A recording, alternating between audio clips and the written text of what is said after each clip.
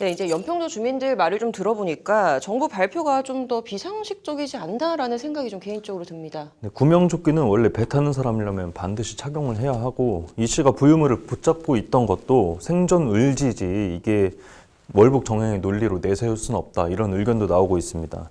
그렇다면 해경이 추정을 단정해서 얘기했다는 것이겠죠. 네.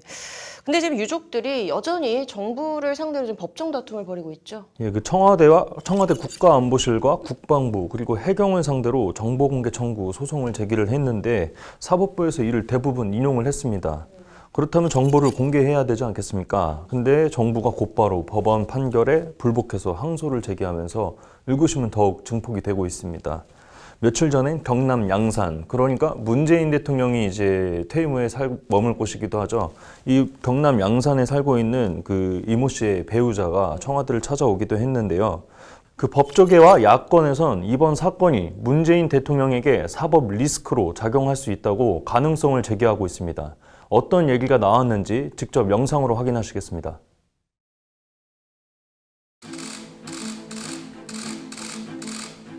아무리 분당 상황이라고 해도 일어나서는 안 될 일이었습니다. 이번 사건과 앞으로의 처리 결말 역시 분단의 역사 속에 기록될 것입니다. 자, 진지법금 위반에 대해서 경찰에서 실행을 실시하겠습니다. 자, 앞쪽에 배치된 우리 여경 경찰관들의 부상 위험이 있습니다. 정부의 실책으로 남편을 잃은 한 국민보다 여경이 우선이었던 치안기관, 경찰. 이날 이 씨의 배우자 권 씨는 문 대통령이 함께 하겠다고 썼던 편지를 아들 대신 청와대에 돌려줄 예정이었습니다.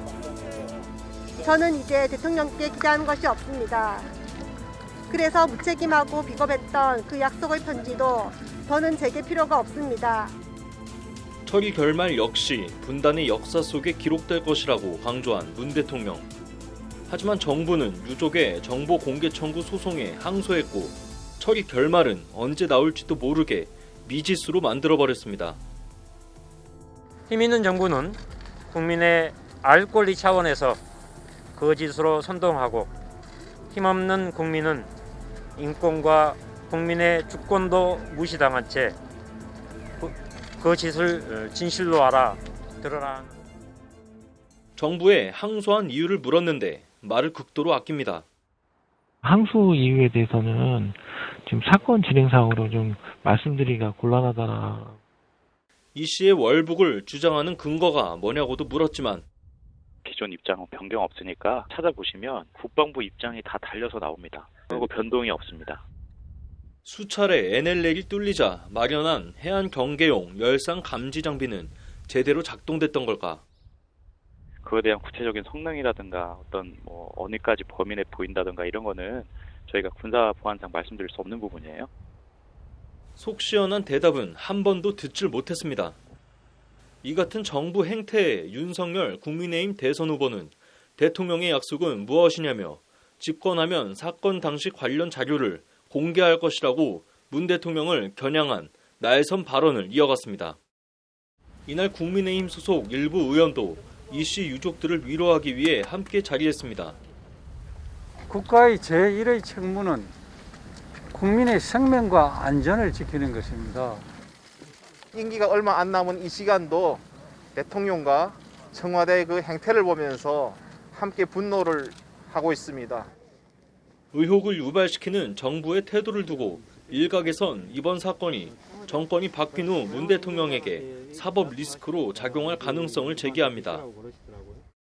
유엔도 당연히 관심을 가졌고 북한에서도 정규 방송을 통해서 사과문까지 발표했었습니다. 유족이 원하는 정보까지 비공개한다는 것은 정부의 과실, 가책을 드러내지 않는 것. 월북이 아닌데도 월북이라고 조작을 했다면 이건 굉장히 큰 권력 범죄가 되는 거죠.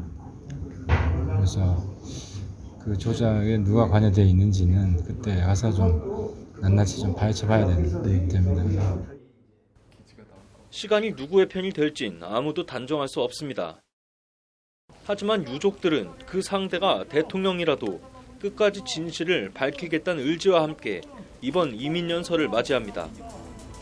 제 싸움의 상대가 설령 대통령님일지라도 진실은 밝혀지고 정의는 살아있다는 것을 반드시 보여드릴 것이며 정권이 끝나더라도 이 부분에 관련해서 민정사상, 그다음에 동생이 죽음을 당했기 때문에 이 부분은 살인행위입니다. 대통령께서 이 살인에 관련된 책임을 또 분명히 져야 되고, 북한의 비인도적 총격과 뒤늦게 드러난 정부의 부적절한 대응. 하지만 정부는 한 집안 가장의 월북 정황을 강조하기 위해 개인정보를 공개하며 본질을 흐렸던 서해 공무원 피격 사건.